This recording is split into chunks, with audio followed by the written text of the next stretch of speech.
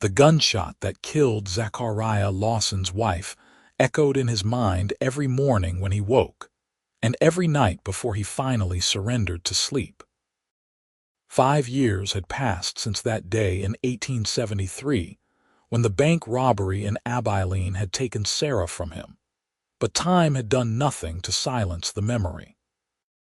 He existed now in a gray fog of routine, running his ranch outside Hays City, Kansas with mechanical precision, speaking only when necessary, feeling nothing at all. At 32 years old, Zachariah looked older. The lines around his eyes had deepened from squinting at the Kansas sun, and the weight of grief he carried like stones in his pockets. His ranch hands respected him but kept their distance, sensing the wall he had built around himself. He paid them fair wages, worked harder than any of them, and never smiled. That was all they needed to know. The spring of 1878 arrived with torrential rains that turned the prairie into a sea of mud. Zachariah stood on his porch watching the downpour, coffee growing cold in his hand, when he saw the wagon. It was listing badly to one side, stuck axle deep in the mire about a quarter-mile from his property line. He grabbed his coat and hat, saddled his horse with practiced efficiency, and rode out into the storm. As he approached, he could see a woman struggling with the wheel, her dark hair plastered to her face, her traveling dress soaked through and heavy with mud. She looked up at his approach, and even through the sheets of rain, Zachariah felt something shift in his chest. Her eyes were the color of honey, bright with determination despite her predicament. "Need help?" he called out, dismounting. "That would be much appreciated," she shouted back over the sound of the rain. "The wheel broke and then we sank, and I have been trying for the better part of an hour to free it." Zachariah examined the situation. The wagon was indeed stuck fast, and the wheel was damaged beyond immediate repair. "You cannot go anywhere in this. My ranch is close. You can wait out the storm there." She hesitated, sizing him up with those remarkable eyes. He must have looked like a drowned scarecrow, but something in his face convinced her. "Thank you. I am Helena Dalton, and I have nowhere else to go in any case." He helped her onto his horse and led them both back through the mud and rain. Once inside his house, he built up the fire while she stood dripping on the floor, shivering. He brought her blankets and showed her to the spare room where she could change. His housekeeper, Mrs. Chen, an older Chinese woman who came 3 times a week, had left clean linens. He set coffee on to boil. When Helena emerged wrapped in blankets, her hair hanging damp down her back, Zachariah had hot coffee waiting and had begun preparing something to eat. She sat at the kitchen table, watching him move about with efficient, economical movements. "You live here alone?" she asked. "I have ranch hands who stay in the bunkhouse. Mrs. Chen keeps the house. But yes, essentially alone. Thank you for helping me. I would have been in serious trouble without you." He nodded, setting bread and cheese before her along with hot stew from the pot he had warming. "Where were you headed?" "Here, actually. To Hays City. I am the new schoolteacher. I was supposed to arrive yesterday, but the stage broke down in Salina and I had to hire that wagon. Now I suppose the school board will think I am terribly unreliable." "Storm would have kept the school closed anyway," Zachariah said.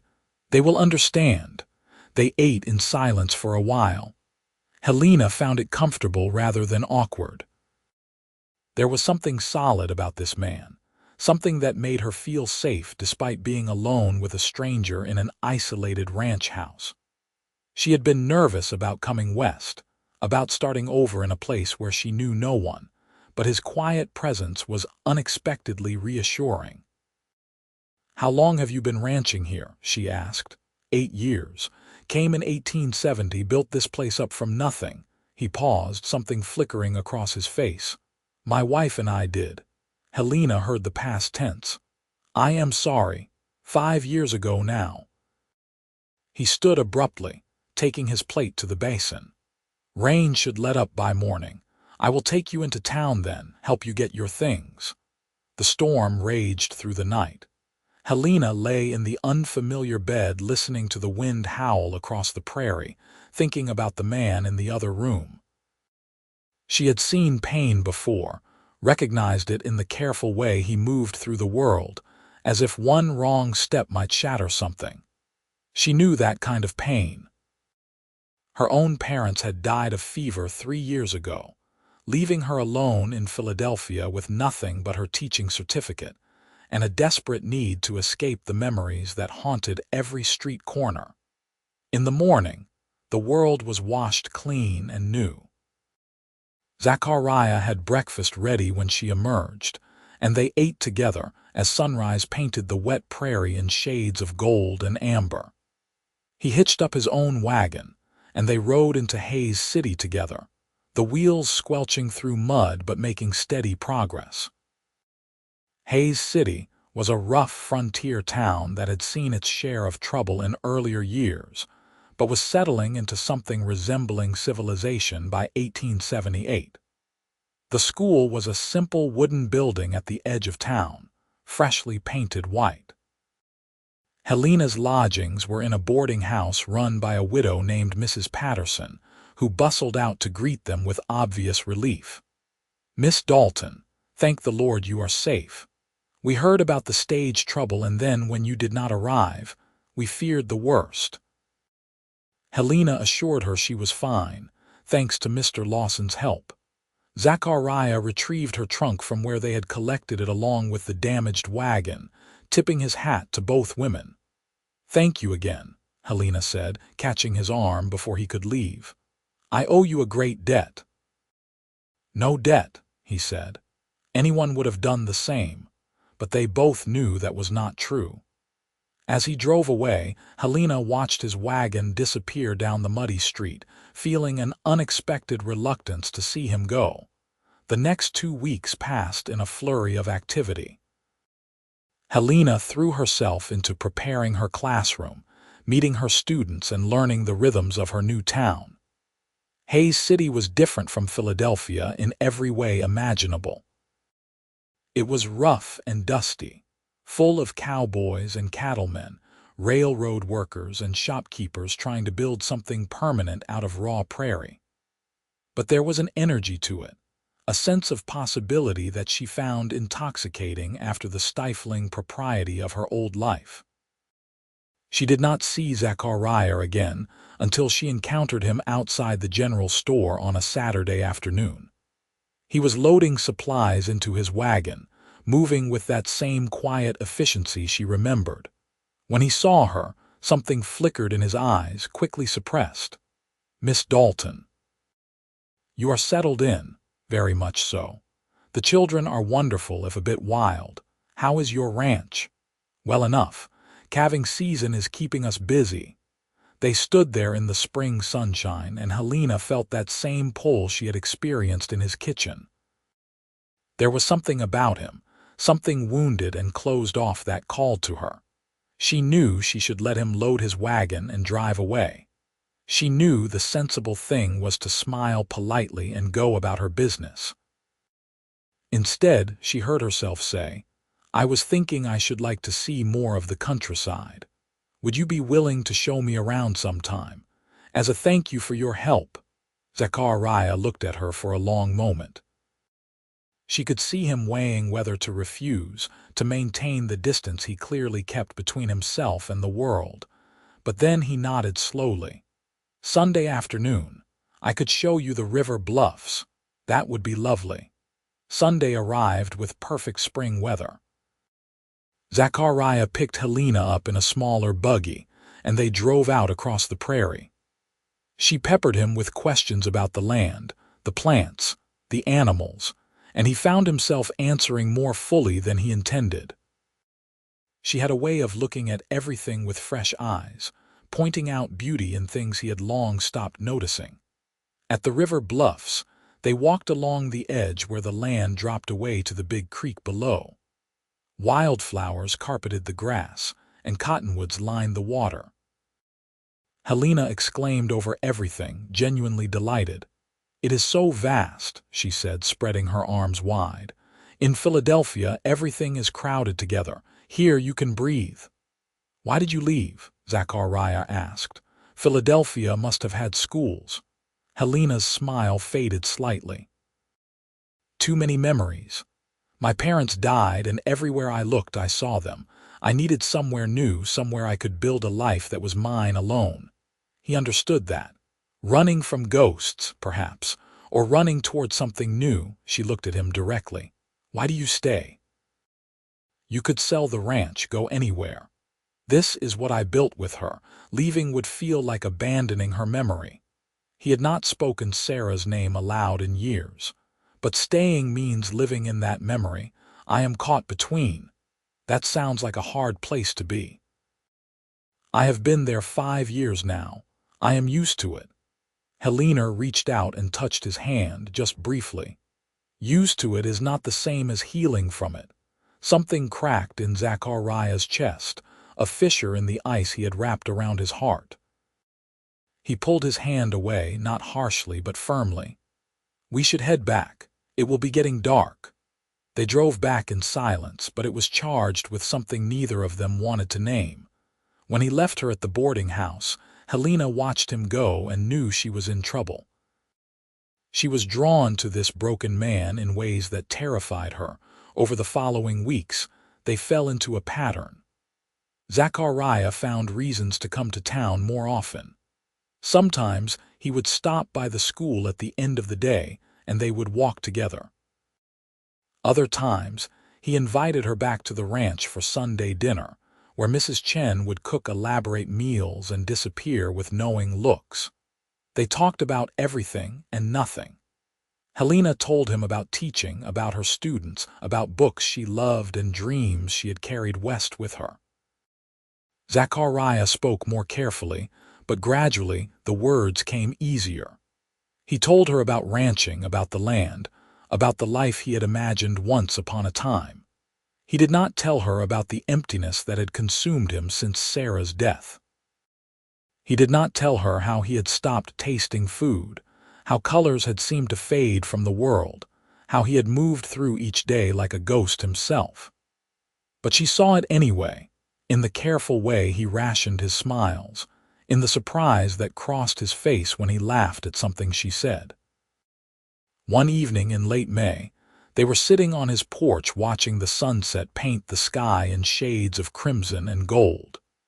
Helena had brought papers to grade, and Zachariah was mending tack, their companionable silence broken only by the scratch of her pencil and the creak of leather. "Why do you spend time with me?" Zachariah asked suddenly. Helena looked up, surprised. "Because I enjoy your company.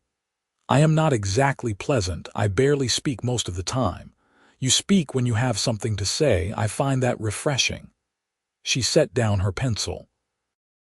"And you are kind, even if you try to hide it. You helped me when I needed it, and you have been a good friend since." "Friend," he repeated, as if testing the word. "Is that not what we are?" Zachariah set down the bridle he was working on. "I have not had a friend in a long time. I have not wanted one. It seemed easier to be alone." "Is it?" Helena asked gently. "Easier?" He looked at her then, really looked at her. In the dying light her eyes were luminous, her face open and honest. "No," he admitted, "it is not easier, it is just emptier." "Then why do it?" "Because caring about someone means you can lose them." The words came out raw.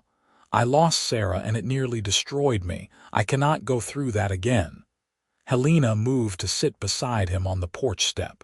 "So you just exist. You work and eat and sleep and call that living. It is enough." "Is it?" She turned to face him fully.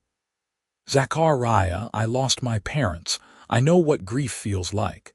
But I also know that they would not want me to stop living because they died. Love is not just about the pain of losing someone. It is about the joy of having them." "You sound like you are speaking from philosophy books." "I am speaking from my heart." Her voice was fierce now. You are so busy protecting yourself from pain that you have forgotten what it feels like to be happy, and it is a waste. It is a terrible waste of a good life." Zachariah stood abruptly. "You should go, it is getting late." Helena stood too, gathering her papers. "You are right, I should, but Zachariah, think about what I said. You cannot honor Sarah's memory by dying alongside her." He drove her back to town in strained silence. When he left her at the boarding house, he did not make plans to see her again. Helena watched him go with a heavy heart, wondering if she had pushed too hard, if she had ruined the fragile connection they had built. 3 days passed. Then 5. Then a week. Helena threw herself into her teaching, but her heart was not in it.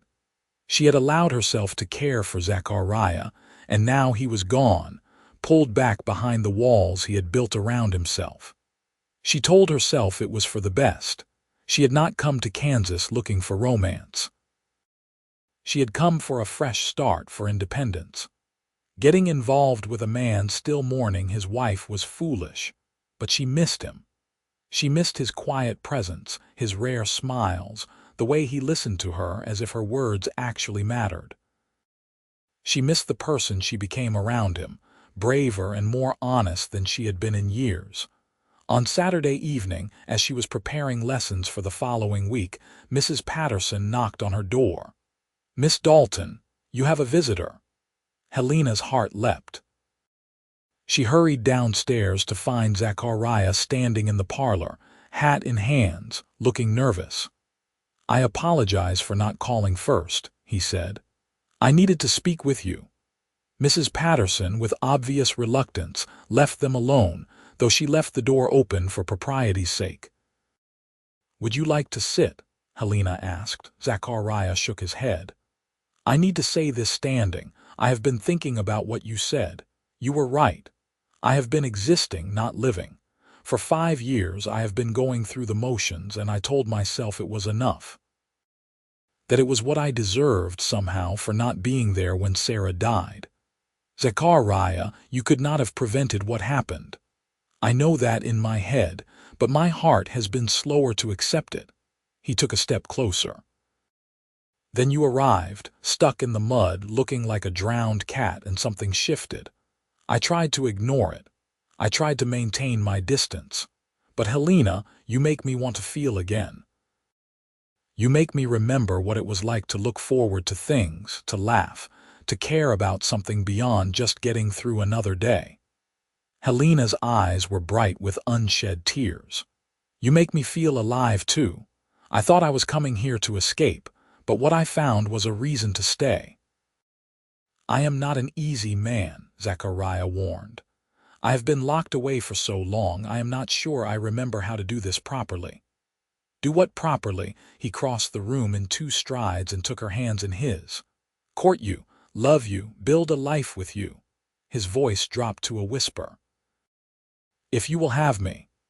Helena's tears spilled over. "I will have you, all of you, grief and healing and everything in between." He kissed her then, tentative at first, as if he had forgotten how.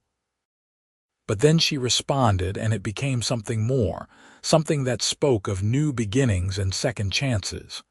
When they finally pulled apart, both were breathless. "People will talk," Helena said, though she was smiling. "The schoolteacher and the widower. Let them talk. I am done caring what people think." And for the first time in 5 years, Zachariah felt the ice around his heart begin to thaw. The courtship that followed was the talk of Hays City, but not in the scandalous way Helena had feared. Rather, people seemed pleased. Zachariah had been a ghost for so long that seeing him smile, seeing him walk through town with purpose beyond mere necessity, was a relief. Mrs. Chen was particularly delighted, taking credit for the whole affair since she had left them alone in the ranch house so often. Summer arrived in full force, bringing with it the hard work of running a ranch. Helena spent her free time at Zachariah's place, learning about the cattle and horses, the endless cycle of work that kept the operation running. She met his ranch hands, who were initially wary of her but gradually warmed when they saw how their boss had changed. He was still serious, still hardworking, but now he would pause to share a joke, to ask about their families, to exist as a full person rather than a working machine. One evening in July, Zachariah took Helena riding out to a place he had not visited in years. It was a small meadow hidden in a fold of the hills, where wildflowers grew thick, and a natural spring created a pool of clear water. He helped her dismount, and they sat together on the grass. "Sarah and I used to come here," he said quietly.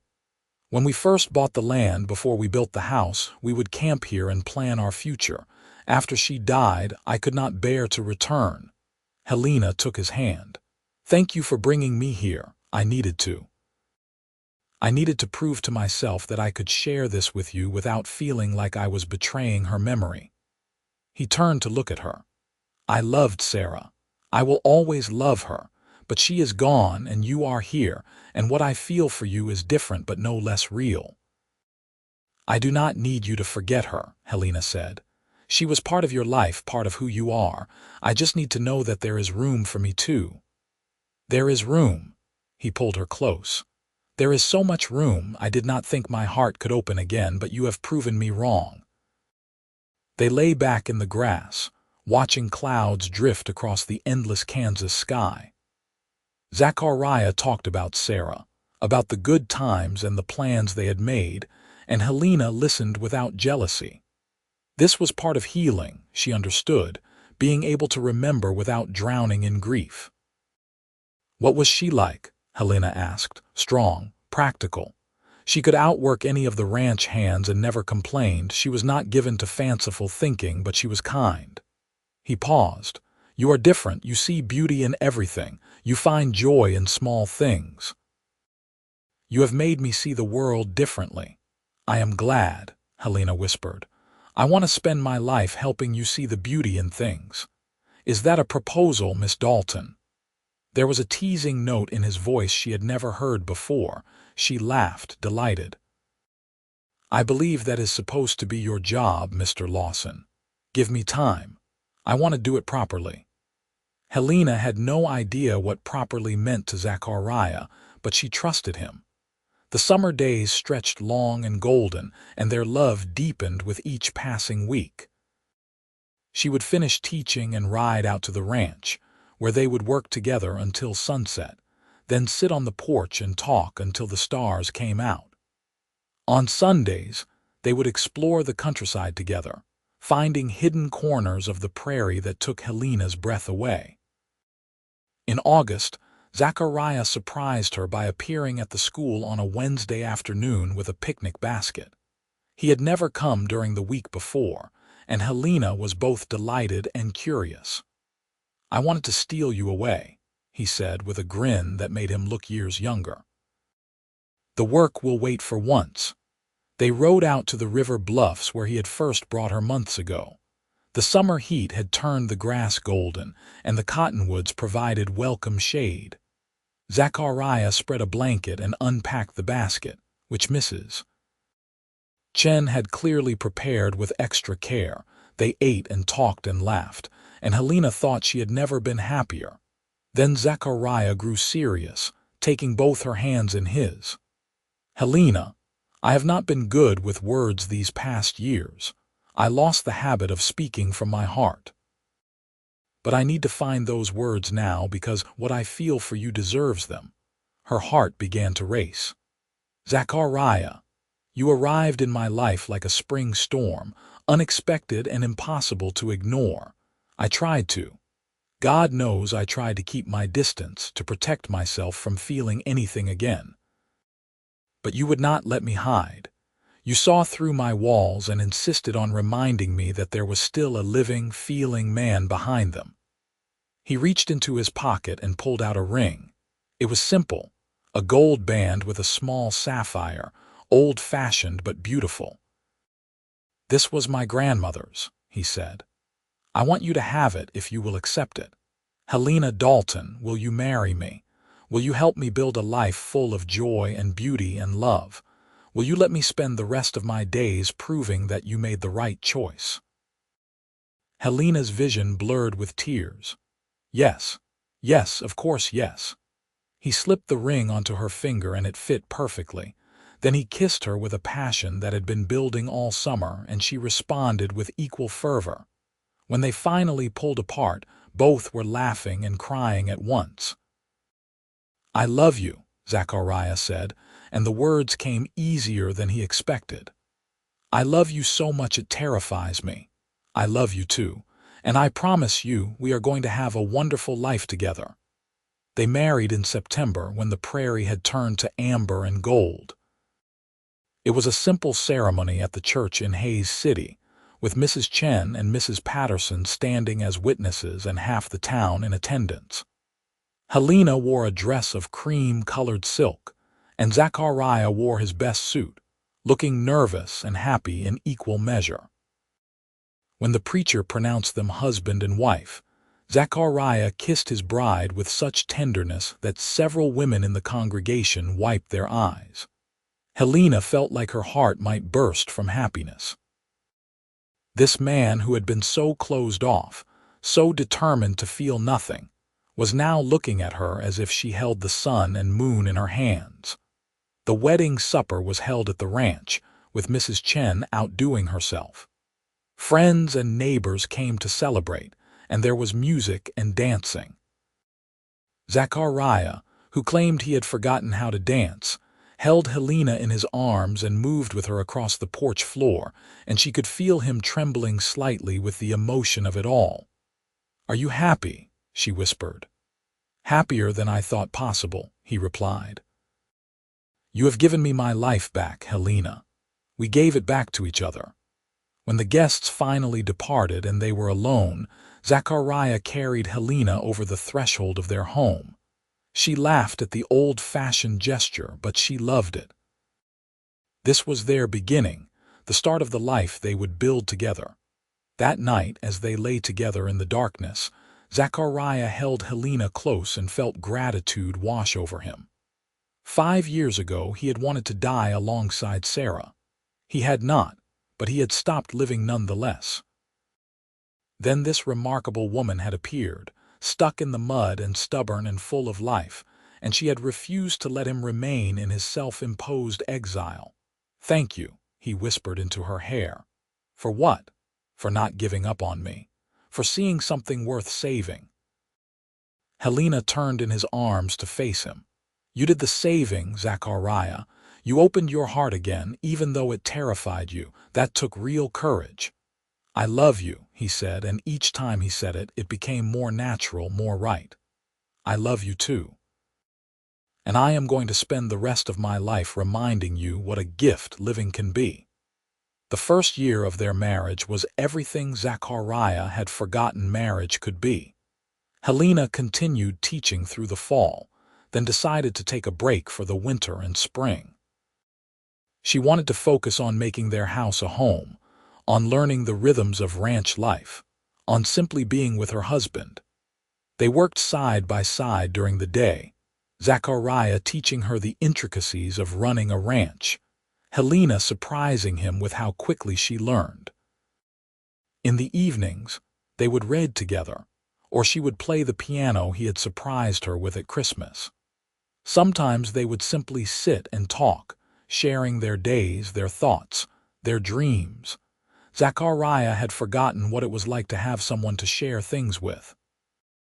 He had become so accustomed to keeping everything inside that opening up felt like learning a new language.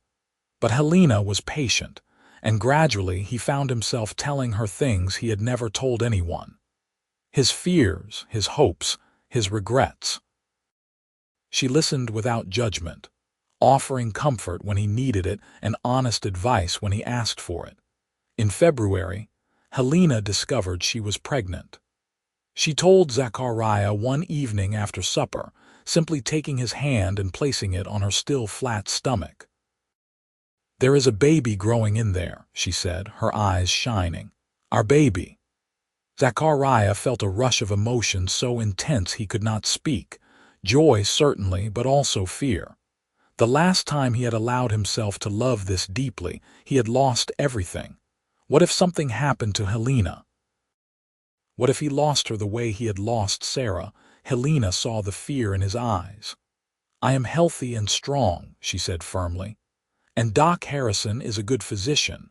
Nothing is going to happen to me." "You cannot know that." "No, I cannot. But I refuse to live in fear of what might happen.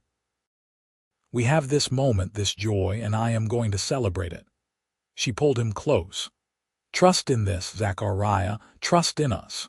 It took him time, but gradually the fear receded, replaced by cautious excitement. He found himself making plans for the first time in years, thinking about the future with something other than dread. They would need to add onto the house, create a nursery. They would need to hire more help so Helena would not overwork herself. They would need 100 things, and Zachariah threw himself into providing them. Mrs. Chen was delighted, immediately taking over the role of unofficial grandmother. She brought traditional Chinese remedies for morning sickness and insisted on cooking special meals to ensure the baby would be healthy.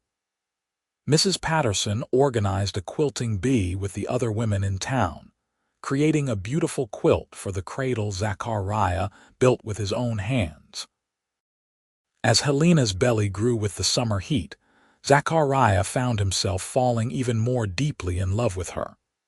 She bloomed with pregnancy, radiant and joyful, marveling at each change in her body. She would take his hand and press it against her stomach so he could feel the baby kick, laughing at his amazed expression. "That is our child," she would say, "our son or daughter." "I hope he or she has your spirit," Zachariah said, "your joy in living. I hope they have your strength, your good heart." In September, exactly 1 year after their wedding, Helena went into labor. It was long and difficult, and Zachariah paced outside the bedroom like a caged animal, reliving every fear he had ever had about losing her. Doc Harrison and Mrs. Chen were with her, and he could hear her cries of pain, and it took every ounce of willpower not to break down the door. Finally, after what felt like years but was only hours, he heard a different cry. A baby's cry, strong and loud. Then Doc Harrison appeared, smiling broadly. "You have a son, Mr. Lawson, and your wife is tired but well." Zachariah nearly collapsed with relief.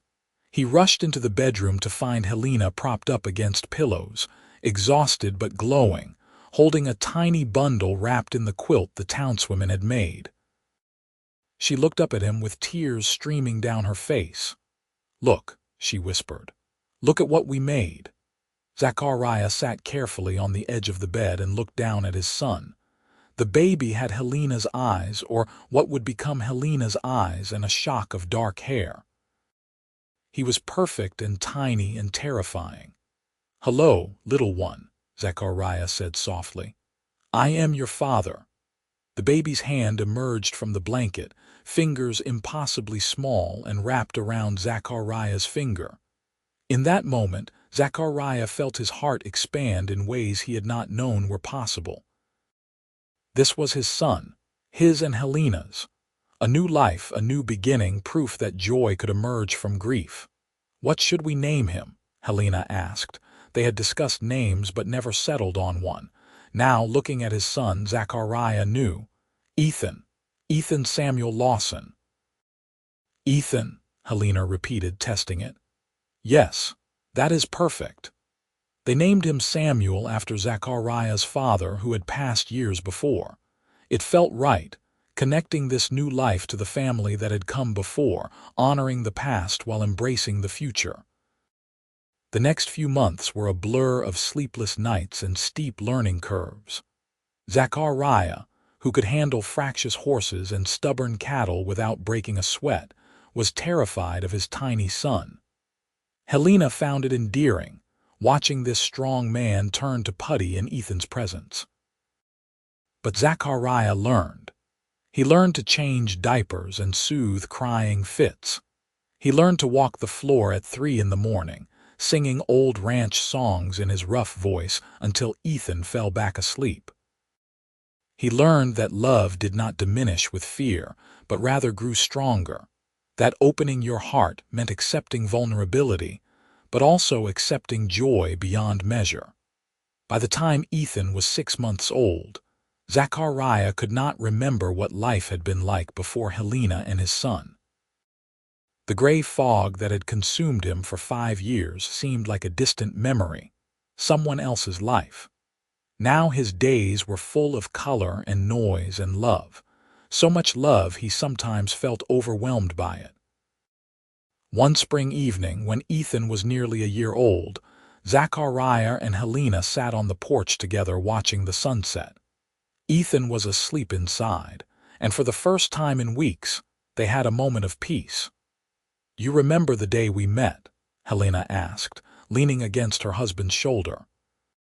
"Vividly. You looked like a drowned cat." She swatted him playfully.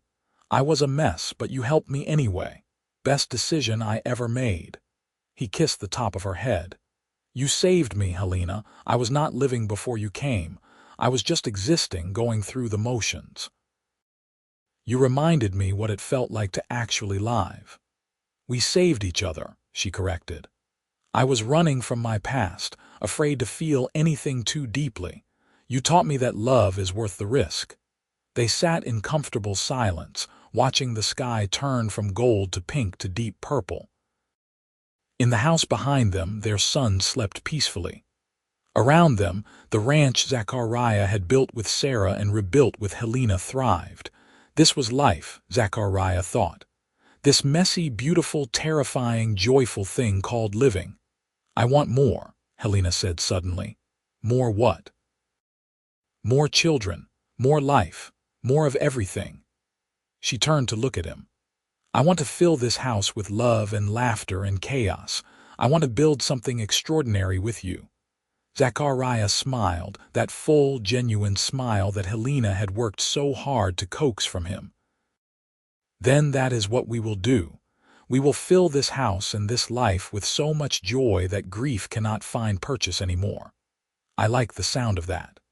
"I love you, Helena Lawson, more than I ever thought possible.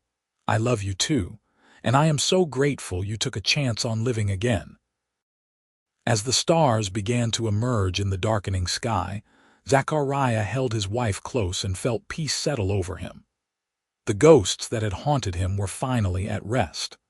Sarah would always be part of him, a chapter in his story, but Helena and Ethan were his present and future.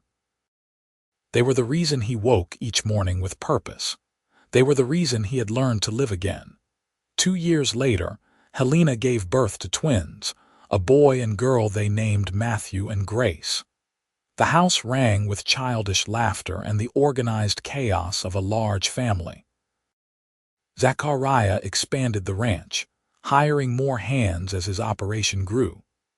Helena returned to teaching part-time once the children were older, starting a small school on the ranch for their own children and those of the ranch hands. On their 5th wedding anniversary, Zachariah took Helena back to the river bluffs where he had proposed. It was September again, the prairie golden and beautiful. They left the children with Mrs. Chen, who was now firmly established as the most devoted grandmother any children could ask for. "Do you ever regret it?" Zachariah asked as they sat together watching the water flow by below. "Marrying me, taking on this life?" Helena looked at him incredulously. "How could you even ask that? This is everything I ever wanted, even when I did not know I wanted it." "I was not exactly a prize catch, a grieving widower who had forgotten how to feel. You were exactly what you needed to be, and you became exactly who I needed." She took his hand. "Zachariah, you have given me a life beyond my wildest dreams. 3 beautiful children, a home I love, a purpose, and a partner who supports me in everything. How could I regret any of that? I just want to make sure you are happy." "I am deliriously happy. Are you?" Zachariah thought about it seriously. 5 years ago, he would not have believed this life was possible. He had been so certain that happiness had died with Sarah that he was doomed to a gray half-life of mere existence. Then Helena had appeared, and slowly, painfully, wonderfully, he had learned to open his heart again. "I am happy," he said with certainty. "More than I ever thought I could be again. You did that, Helena. You took a broken man and showed him how to heal. You reminded me what living felt like. We did it together," she insisted. "You had to choose to open your heart. I just gave you a reason to." They stayed at the bluffs until sunset, talking about their life, their children, their plans for the future. They talked about adding onto the house again, about buying more land, about the school Helena wanted to expand. They talked about their dreams and their gratitude and their love. As they rode home in the gathering darkness, Zachariah looked over at his wife and felt a surge of pure joy. This was life. Not the half-life he had existed in for 5 years, but real, full, messy, beautiful life. There would be challenges ahead, certainly. There would be hard times and sorrows.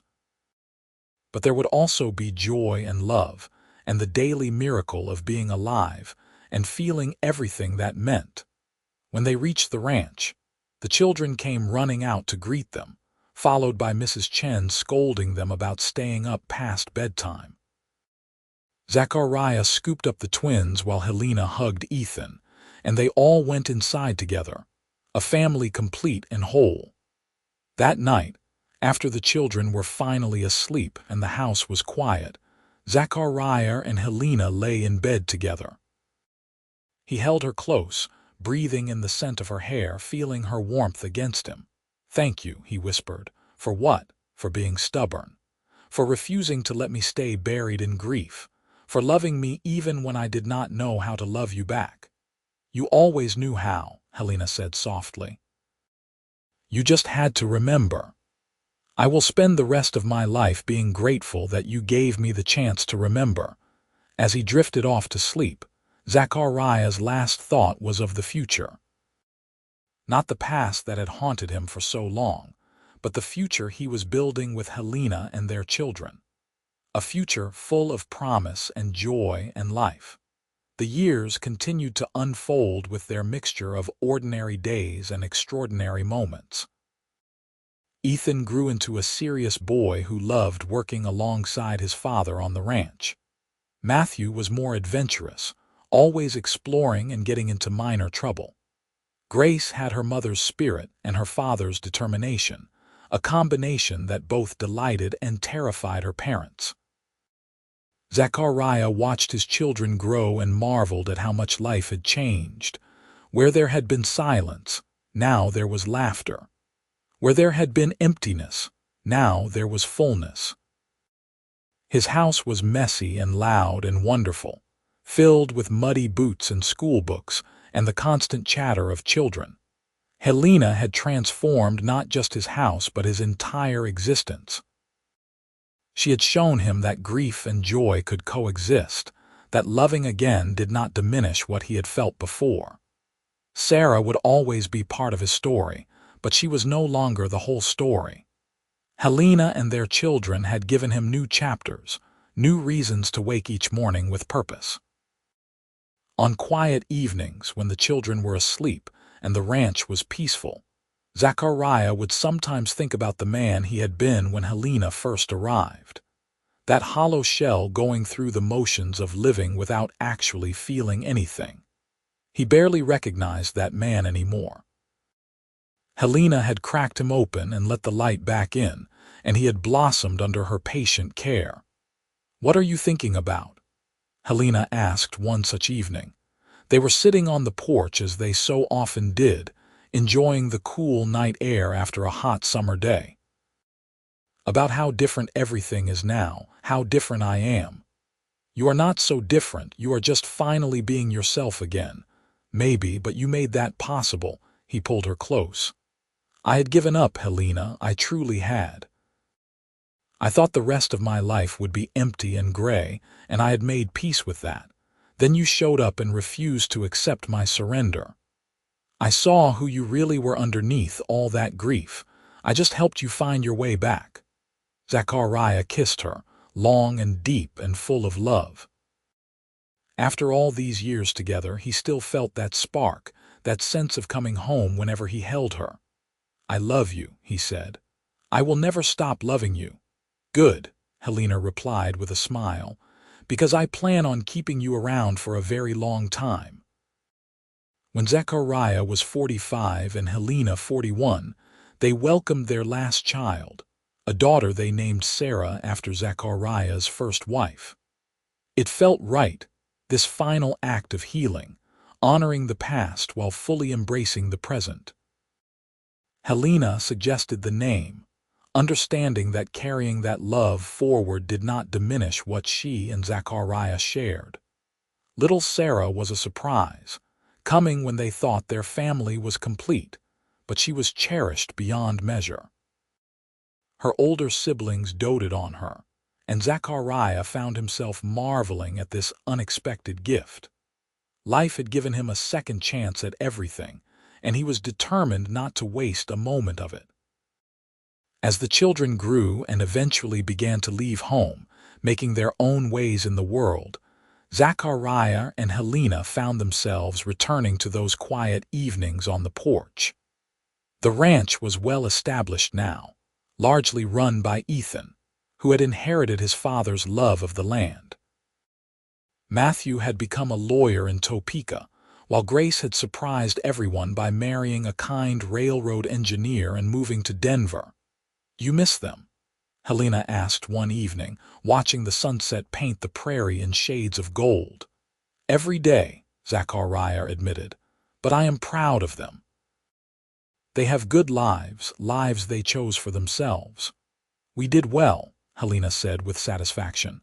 "We built something good here, we did." Zachariah took her hand, noting the lines time had etched on both their faces, the gray in her hair that matched his own. They had grown old together, and it was a privilege he never took for granted. "You ever think about that day I showed up stuck in the mud?" Helena asked. "Often. It was the day my life began again." "I was so scared," she admitted. "Coming west, starting over. I had no idea what I was walking into. And I was so closed off, so determined not to feel anything. We were both lost in our own ways. But we found each other." Helena leaned her head on his shoulder, "and we built this beautiful life together." Zachariah looked out over the land he had worked for decades, the home he had filled with love and laughter. This was his legacy, not just the physical ranch but the life he had created with Helena. The children they had raised, the love they had nurtured, the healing they had found together. "You reminded me what living felt like," he said quietly. "I had been surviving, just getting through each day. Then you arrived and showed me that life could be joyful again, that I could be happy again." "We reminded each other," Helena corrected, as she always did. "We saved each other, Zachariah. That is what love does." As the stars began to emerge in the darkening sky, Zachariah held his wife close and felt complete contentment. The grief that had consumed him for so long was finally gone, replaced by gratitude for every day he had been given. Helena had taken a broken man and loved him back to wholeness. She had shown him that second chances were real, that hearts could heal, that life was always worth living. "I love you," he whispered into the gathering darkness. "I love you too," Helena replied, "forever and always." And there, on the porch of the ranch they had built together, surrounded by the evidence of the life they had created, Zachariah Lawson felt at peace. He had survived the worst grief imaginable and come out the other side. He had learned to live again, to love again, to embrace all the messy beauty that life offered. And it had all started with a woman stuck in the mud and stubborn enough to see past his walls to the man waiting to be found beneath them. Their story was not extraordinary by most measures. There were no dramatic rescues or grand gestures. Just two wounded people finding each other and choosing, day after day, to build something beautiful together. But to Zachariah, it was the most extraordinary story ever told.